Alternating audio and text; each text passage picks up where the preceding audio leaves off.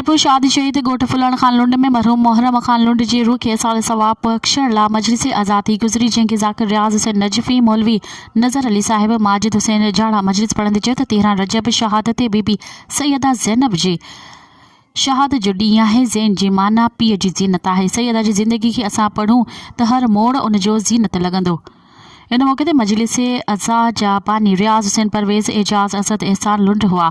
हाजी अली शेर धारे जो, अली गोहर चन्ना, मीर एजाज़ टालपुर, दरवेश अली मोरे जो, उस्ताद मुरीद धारे जो, हसन अली मोरे जो, डॉक्टर लाल खान लुंड, असलम परवेज़ लुंड, गुलाम अली लुंड, सग़ीर हुसैन लुंड, मीर जावेद टालपुर, एमिन मोमिनीन वॾी तादाद में शिरकत कई। इन मौक़े ते न्याज़ नगर समेत सभील जो बंदोबस्त पिणु कयो वियो।